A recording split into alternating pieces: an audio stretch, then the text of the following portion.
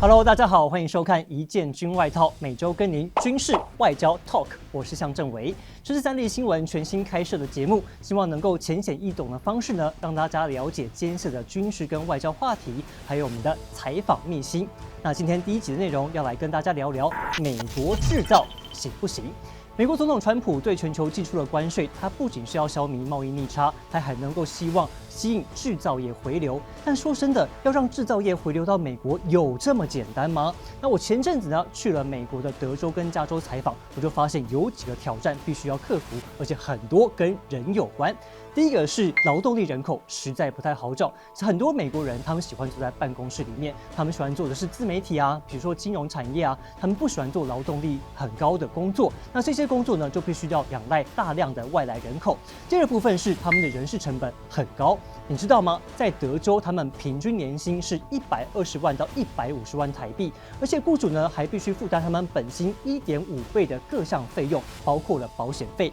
第三个也是跟人有关，就是很多人有刻板印象说美国人好像比较懒，比较难管，好像比较说不动。但其实我在现场并没有发现这样的问题，美国人还是很勤奋的。但问题是，他们跟台湾不一样，他们很重视工作还有休息之间的平衡。那这跟亚洲的工作文化就非常的不一样。第四点，他们的环保法规比较严格，因此去美国设厂的话，你必须经过比较长时间的审核，你也需要有比较多的资金。所以综合以上，你就会发现说，要去美国设厂，除了你的心态上要改变，让你自己变成一个美国企业之外，你还要注意一个事情，就是你的口袋够不够深。那如果你今天做的是传统制造业，你的利润本身就不高，你说实在，你要去美国设厂就比较困难。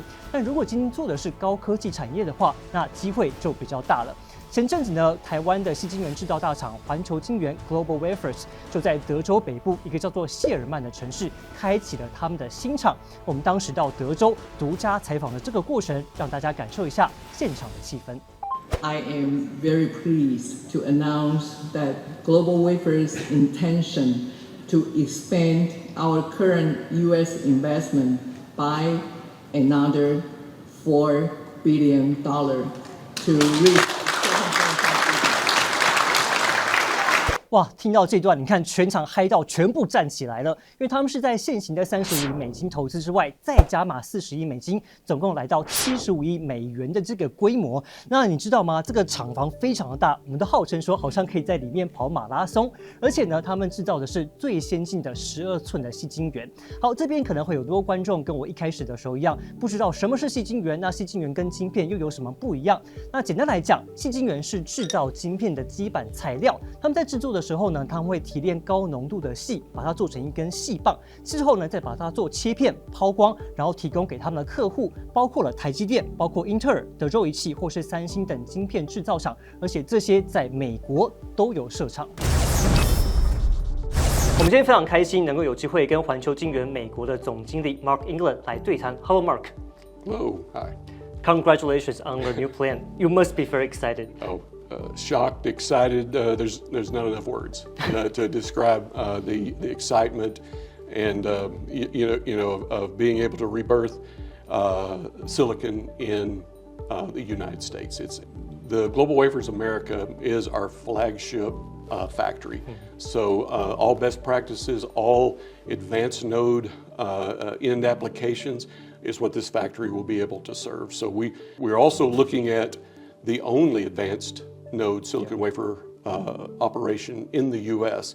So we kind of feel like the U.S. is our playground, so to speak, to work with our key customers on those very advanced node products. So what's your feeling when you first hear about an additional $4 billion investment? Well, fortunately I was not sitting in a high chair, otherwise I might have fallen out. And so I felt like I needed a seat belt because very huge surprise. Doris, but we know that Doris' intention, commitment is real, and this the thing about silicon is very much like a wafer fab, that a TSMC type of wafer fab, in that scale is so important. 好，为什么这件事情这么重要？因为是在川普总统就任之后，台湾投资美国最具体的成果。你知道吗？我在德州的时候听到很多台湾厂商有意愿到美国去设厂，但他们现在做的事情呢，是设立办公室，或者是买来土地，但是还没有要盖厂。他们现在都还在观望，看看台湾跟美国在关税谈判上面会谈出一个什么样的结果。因此，环球晶圆这一次的盛大开幕，可以说是台湾投资美国最具体的一个案例。第二点来讲的话，这个事情发生在德州，你知道吗？德州是红州，也就是共和党的大本营。那我们希望能够透过这件事情，让美国了解台湾跟美国携手合作的这个企图心，还有我们释出的这个善意。第三点还非常重要，就是美国20年来第一座最先进的矽晶圆制造厂，而且呢，它可以弥补美国半导体的供应链，来弥补它过去的不足，而且也可以被称为是一种安全的保障。当然，很多台湾民众就会说了，你看台积电也去美国设厂，去加码投资，现在供应链也跟着去美国了，那台湾不就失去矽盾的保护了吗？我们接下来有一个独家的访问，希望能够给你不同的观点。好，我们今天很开心呢，在借这个机会跟美国在台协会处长谷立言来聊。Hello, Director. Hi, nice to see you. Yeah, nice to see you in Texas. Yeah, it's welcome wonderful. to the United States. Yeah, it's wonderful. I still remember in our last interview, you mentioned the U.S. reindustrialization. So, what key role does GlobalWafers' new plan play and become an example? Yeah, I think actually we're very excited about GlobalWafers' announcement today. Not only to open their new $3.5 billion fab, but the fact that they're going to commit another $4 billion to expand it. It's really become a symbol, I think, of what we're trying to achieve, what President Trump is trying to achieve in reindustrializing the United States. I just came from Washington, where we had the Select USA Summit, and in the opening ceremony, they had a panel of the three companies that really encapsulate what we're trying to achieve in the reindustrialization of the United States. Two were German, Mercedes and Siemens, huge companies that I think everybody has heard of, and the third was GlobalWafers. And so really GlobalWafers, I think, is very much reflective of our objective to try to bring industrial production back to the United States, especially in key sectors, key technology sectors like semiconductors. Yeah, so do you think this new plan represents a new partnership level between the US and Taiwan? I do, and actually, maybe not a new partnership, a new phase of the partnership between the United States and Taiwan. I mean, if you think back over history, fabrications of semiconductor and related equipment, including wafers, started in the United States, and over time, it spread around the world. Taiwan, obviously, in many areas of manufacturing, became the world leaders. And now you see that supply chain coming back to the United States. And I think that's just reflective of what a globalized industry it is, but also the opportunities, particularly given the customer-driven demand here in the United States that creates opportunities for companies like GlobalWafers or TSMC or other firms to come to the United States to be closer to their customers, be closer to their suppliers. And really, GlobalWafers is a key element of the supply chain that's going to support not only companies like Taiwan companies like TSMC or American companies like Texas Instruments, but even third countries like Samsung, who has a big presence here in Texas. And so this is really exciting kind of development in, as you mentioned, the U.S.-Taiwan partnership. So you think that we are getting closer, and maybe like an investor you just mentioned that we can feel like more safer. Can we say that? Certainly. I mean, I think the closer the U.S. and Taiwan are, whether it's in investment, whether it's in trade, whether it's in technology development, achieves the effect, as we often say in the Trump administration, of making not only the United States, but both the United States and Taiwan safer, stronger, and more prosperous. And I think this is a great day for that. Yeah, and since you just mentioned you are leading the biggest, select U.S. Taiwanese delegations, right? So how has it been a fruitful trip so far?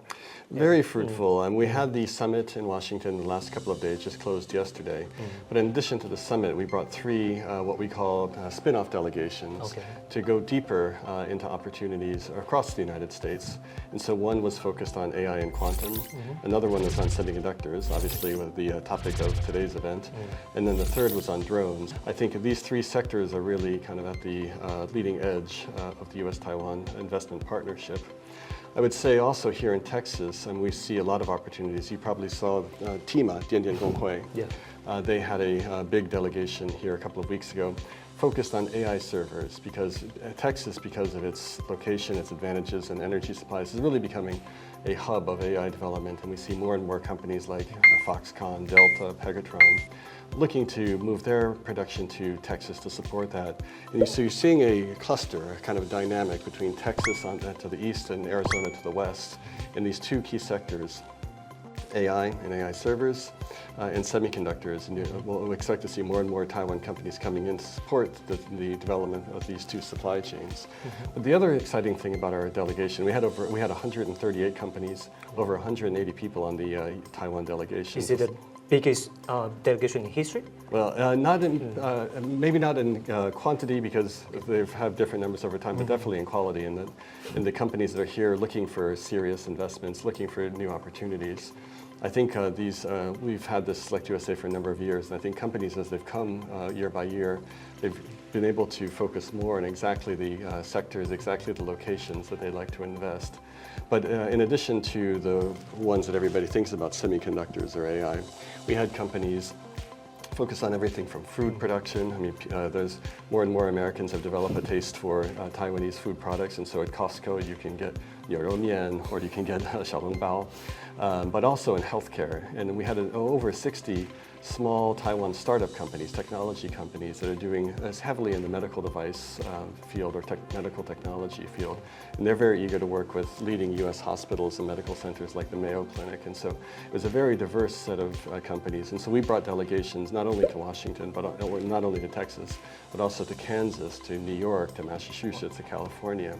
So they can go really deep with different municipalities, find companies that they could sell their products to, partners for their supply chain development. And so it was a very successful, continues to be a very successful delegation this year. It's amazing to hear that. So it's very obvious, obviously that various Taiwanese industries are interested in investing in the US. So what positive effects could this have on the tariff negotiation, do you think? Well, I won't talk about the details of tariff negotiations. Obviously, our U.S. Trade Representative is leading those talks. I do think it's very encouraging that Taiwan was among the first trade partners to enter into those negotiations. I think a reflection of just how important the U.S.-Taiwan trade and investment relationship is. But if you step back from the day-to-day, the specifics of the negotiation, and look at what President Trump is trying to achieve in his trade and economic policy, it really is to address the weaknesses of the previous global trading system. Obviously, the global trading system benefited some companies in some areas very well, but many American workers and many American communities were left behind. And so what President Trump is trying to achieve is to make trade work for everybody, make trade work for all of our workers, for all of our companies, all of our communities. And here I think Taiwan can play a really critical role. As I often say, 30 years ago, it was Taiwan companies that were critical for the industrialization of China. And today, Taiwan companies can be just as critical for the reindustrialization of the United States. And this benefits Taiwan companies as well. They've spent many years in the China market. That market is becoming much more complicated, and I think many companies are realizing that the future really is here in the United States. Their customers are here, the economic growth is here. If you look at the G20 countries after the COVID crisis, no country has had as strong as economic performance as the United States. And under President Trump, obviously, we're focused like a laser on making regulations simpler, making taxes lower, creating a business environment that is friendly to investors. And so for Taiwan companies, this is a terrific opportunity to get in on the ground floor in a very exciting time. And so it's not only about making profits or increasing sales, but also it's, and including for this facility here, it's about resilience as well. I was in Japan during the 2011 earthquake in northeastern Japan. I was in Taiwan during the COVID crisis, and there was a crunch on semiconductor production. Everybody was madly trying to reach out to TSMC and other Taiwan fabs to get production. Similarly, in 2011, when much of the wafer production was impacted by that natural disaster, having the ability to have production centers in the United States close to the customers is an enormous benefit when it comes to resilience. And as I said, The production here is not only going to support Taiwan companies or American companies, but all of the other third countries who are investing here. But also this is a place where companies like Global Wafers can export to other markets around the world, because as these clusters build, as the cost performance of the investments improve, the United States is going to become an incredibly effective platform to export from. And I think a lot of what President Trump's trade policies are doing, bringing down barriers in other markets, is going to make it provide Taiwan companies even more opportunities to expand their global presence. Okay, and taking this opportunity, I also want to clarify one thing that most Taiwanese people are concerned about is does the U.S. government want the new Taiwan dollar to appreciate? Anything about currencies, I'd refer you to the Department of Treasury. Really don't comment on currency movements. But that said, I would be very clear that we do look forward to more investment from Taiwan, more collaboration from Taiwan. I think there's many areas where the longer term, stepping aside from trade negotiations or currency movements, where we see the U.S.-Taiwan partnership moving to a next level. I mean, and I think one of the, as I mentioned, we brought the delegations around to different parts of the United States. One of the areas we focused on were matching Taiwan companies with what we call the microelectronic commons hubs in different parts of the United States. And this is an effort led by the federal government to work with local governments, universities, companies to develop new technologies and across various fields, from quantum to photonics to space technologies. We really see Taiwan, including for defense applications, and we see this as a huge opportunity, but not only for Taiwan companies, but also Taiwan research institutions, Taiwan universities, because we've studied the successful science park model in Taiwan, where you have this combination of leading universities working with companies, working with government to create clusters of innovation, research and development. And that's exactly what the United States is doing. And so we want to see even more partnerships, not only with company to company, but university to university, research labs to research labs. And so hopefully this week's events, this week's engagements are going to be able to add new momentum into that partnership. Yeah, that's so great. Thank you so much Thanks for so your much. time. Yeah, and great see to you see in you. Taiwan And, yeah, I again. look forward to seeing you back in Taipei. Thank you. All right. Appreciate it. Take care. Thank you. Thanks for your time. 好，刚刚这段访问呢，其实透露出很重要的讯号，就是不止台湾在加码投资美国，美国也在关键领域，还有在国防安全上面加深加广跟台湾的合作。确实，在川普喊出这个美国优先，在喊出关税壁垒的时候，很多人对美国产生了不信任，甚至产生了所谓的疑美论。但是听完刚刚这段访问，那看到美国在背后的运作，你是不是开始有一些不同的想法呢？欢迎在我们节目下方留言，告诉我们你的观点哦。好，以上就是这一集的一件军外套，欢迎大家多多帮我们分享、按赞，我们下一集再见喽，拜拜。